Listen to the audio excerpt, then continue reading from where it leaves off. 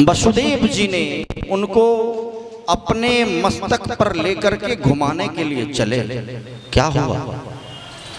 कहाँ घुमाने चले? गोकुल। भगवान के आदेश। क्या हुआ? भाद्र मास के कृष्ण पक्ष की अष्टमी की वह मध्य रात्रि थी। कौन सी रात्रि थी? मध्य रात्रि। उस मध्य रात्रि में टॉर्च नहीं था, हाथ नहीं सूझ रहा था, टॉर्च नहीं था जलाने के लिए, तो भगवान ने टॉर्च का व्यवस्था की, बिजली करकी, रोशनी हुई, पहरेदार सो गए हैं, फाटक खुल गई है, जंजीर और बेरी जो लगी हुई थी वसुदेव और देवकी माता के पास में वो खुल चुकी। देवकी माता को सांत्वना दे दिए, कल आपने सुना, वाह सो गई। भगवान बालक रूप में आए, वसुदेव जी की स्तुति सुन करके वसुदेव जी टोकरी में लिए आगे बढ़ते चले गए। बारिश हो रही है झमाझम, मौसम की स्थिति बहुत विकराल है लेकिन सुहावना है। क्या है? शांत है, सारे ग्रह तारे सभी शांत हैं, अच्छा वातावरण है। और उसमें वसुदेव जी 1 महीने की वो रात्रि है। कितने दिन की? 1 महीने। लोग भूखे प्यासे 1 माह तक सोए हैं लेकिन किन्हीं को पता नहीं चल रहा मैं भूखा हूं, मैं प्यासा हूं। आश्चर्य, यही आश्चर्य है और यही ज्ञान है जो परमात्मा क्या होता है। गए वसुदेव जी, उतरे जमुना के तट पर, जल में एकदम कंठ भर पानी।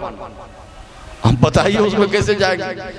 बीच तक गए, कुछ दूरी तक, तब तक में लगा कि अब डूबेंगे, लेकिन वसुदेव जी के ऊपर, सर के ऊपर क्या है? तो लल्ला है उनके। कौन है?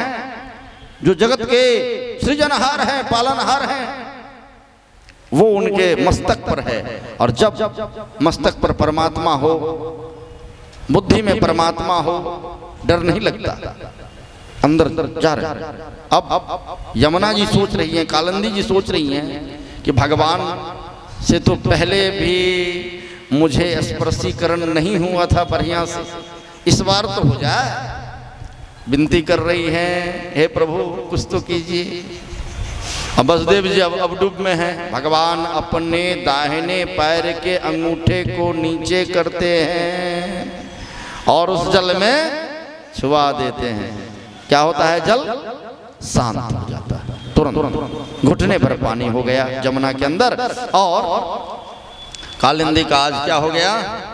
तो प्रेम का दीपक हृदय में जल गया, वह तत्व को पा गई, वह यमुना उस तत्व को पा गई। और भगवान यमुना के पार वसुदेव के कपार पर जा रहे हैं। जाते जाते जाते जाते गोकुल पहुंचे, नंद बाबा के भवन में प्रवेश कर गए। जैसा निर्देश था भगवान की तरफ से, प्रवेश किए, वहां पर बालक को रख दिए और वहां जो बालिका थी उनको अपने सिर पर उसी टोकरी में लिए वापस चले आए।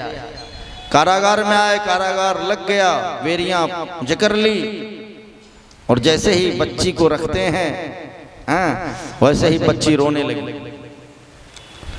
पहरेदार उठ गए, मौसम सुहावना हो गया और उधर जो है उत्सव हो गया नंद बाबा के यहाँ, और इधर जो है कंस को खबर हो गई जो एक बालक ने जन्म लिया है, क्योंकि सबको पता था कि बालक ही होगा 8 माह। एकदम से कंस दौड़ पड़े, चारों ओर मुष्टिक सल और तोसल को लेकर के दौड़े। वहां पहुंचे, माता जी, माता देव की रोती हुई उस बालिका को पकड़ी हुई है, जो मेरे भाई कंस इसको न मार दे। डरी हुई है। क्या है? डरी हुई। कौन मां होगा जो अपने बच्चे के लिए ना डरे? डरी हुई। यह बच्ची कहां से आई पता है? मणिद्वीप। कहां से? जहां भगवती लोग रहती हैं उस द्वीप का क्या नाम है? मणिद्वीप। वहां बहुत दिव्य लोक है, वहां सिर्फ भगवतियां रहती हैं। गोलोक में राधा कृष्ण रहते हैं और शिवलोक जो हिमालय के ऊपर में है वहां शिव अपने परिवार के साथ रहते, अपने दरबारी के साथ रहते, रुद्रगणों के साथ रहते हैं। वैकुंठ में विष्णु अपने धर्मपत्नी लक्ष्मी के साथ रहते हैं, और ब्रह्मलोक में, जिसे सतलोक भी कहते हैं, नीचे का लोक है, वहां पर ब्रह्मा जी रहते हैं, सरस्वती जी रहते हैं।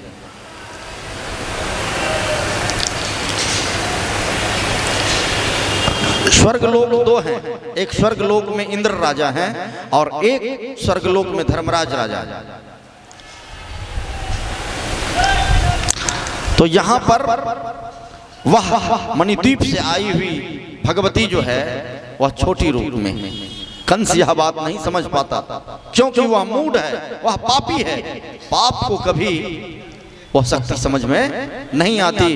उस पापी ने क्या किया, उस माता के रुदन को न समझते हुए बड़े बेग से उसको छीना, झपटा। भैया मत लो, ये बालक नहीं, बालिका है, लल्ला नहीं है, लल्ली है, छोड़ दो ना भैया। लेकिन नहीं समझते। कंस ने छीना, माता देव की पैर पकड़ लेती है, कंस छमार देते हैं, दूर घुमा करके उस बालिका को बड़े जोर से, शिला जो था वहां पर बड़ा भारी शिला था, उस पर पटकना चाहा। इतने में ही वह हाथ से छूट गई, ऊपर उड़ गई आकाश में और अष्टभुजी दुर्गा का रूप ले ली। नंद की पुत्री हुई द्वापर में, इसीलिए उनका नाम नंदा पड़ा। क्या पड़ा नाम? नंदा। और नंद के घर जो आनंद हुआ उसमें जो परमात्मा गए, इसलिए उनका क्या नाम हुआ? नंदन। नंद के पुत्र का क्या नाम? नंदन। और नंद की पुत्री इसीलिए नंदा। अष्टभुजी दुर्गा कही, रे कंस, तुम्हें मारने वाला काल आ गया है।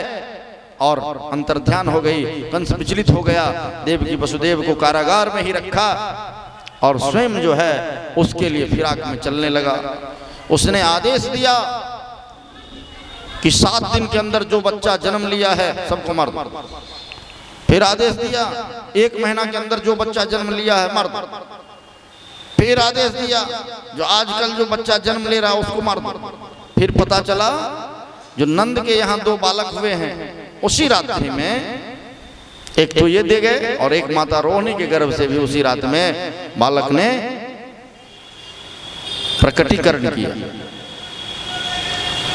नंद के यहाँ 2 बालक हुए, वसुदेव के 2 पुत्र हुए वहां पर, क्योंकि माता रोहिणी किनकी पत्नी है? वसुदेव जी की पत्नी है। और अपने मित्र नंद जी के यहाँ भेजे हैं, क्योंकि उनकी पत्नी वहां पर सुरक्षित रहेगी, इसीलिए।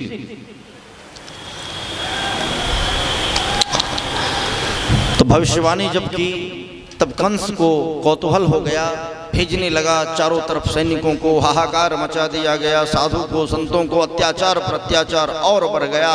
उसका दिमाग जो है और शून्य की तरफ जाने लगा, पाप पर पाप किए जाने लगा। पहले भी तो पापी था। कंस का अर्थ क्या होता है? कंस का अर्थ होता है छोटा। क्या अर्थ होता है? छोटा। गिलास को कहते हैं कंस। गिलास मतलब छोटा जलपात्र ना। छोटा जलपात्र को क्या कहते हैं? कंस कहते हैं। क्या कहते हैं छोटा जलपात्र को? कंस। तो कंस ये होता है जिसका हृदय छोटा हो, सोच छोटा हो, विचार छोटा हो, काम क्रिया कर्म जो है छोटा हो, उसका धर्म छोटा हो।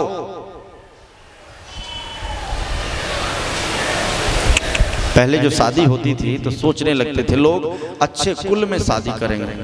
कहाँ करेंगे शादी? अच्छे कुल में करेंगे शादी। और नहीं है चादर, ये पीछे में एक तो बिछा देते ना, बिछवा दीजिए एक तो दिक्कत होगा। और चादर नहीं है, ए बाबू है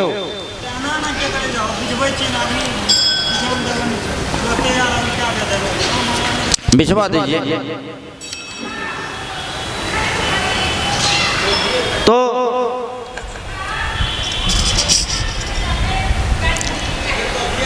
कंस ने विचार करना शुरू कर दिया नाना प्रकार का विचार करना शुरू कर दिया।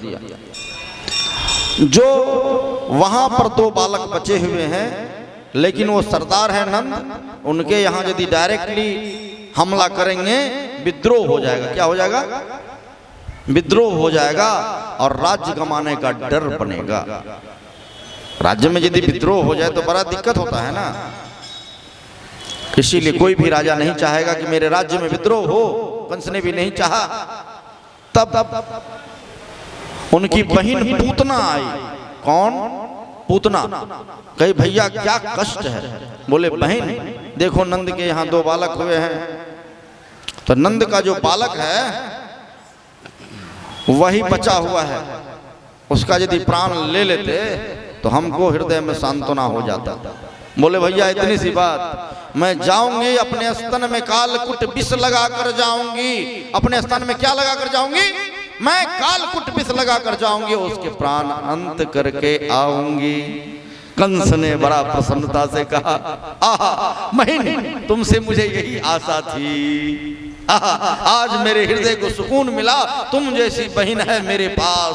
जाओ बहन, खूब आशीर्वाद है, खूब आशीर्वाद है, खूब आशीर्वाद है। बहुत विशाल काया वाली वो पूतना थी, बहुत विशाल काया।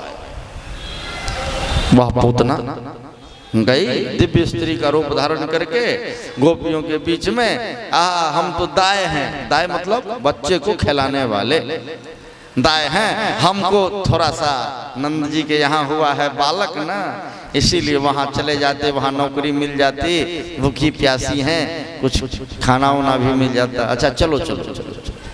सब उनको ले गए। सारी गोपियाँ कहने लगी, हे मैया बाहर निकलो। क्या है री? क्यों निकलूं? देखो ना दाई आई है।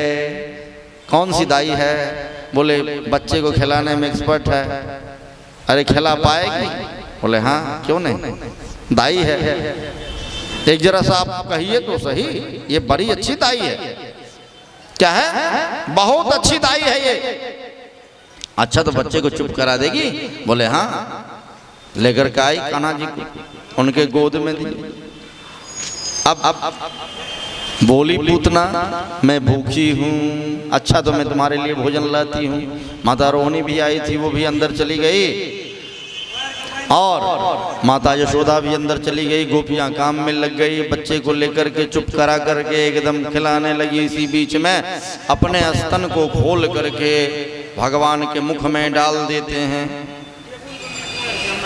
महात्माओं ने क्या कहा? जैसे भगवान के मुख में डाले, दुग्ध पिलाने के लिए स्तन को, तब क्या किए भगवान? क्या किया? आंखें बंद कर ली। बोले भगवान ऐसा क्यों किए? इसमें महात्माओं ने कहा कि माता के गोद में बालक को आनंद आता है। माता के गोद में बालक को आनंद आता है। कल आपने कथा सुने थे कि बलि की एक पुत्री थी रत्नमाला।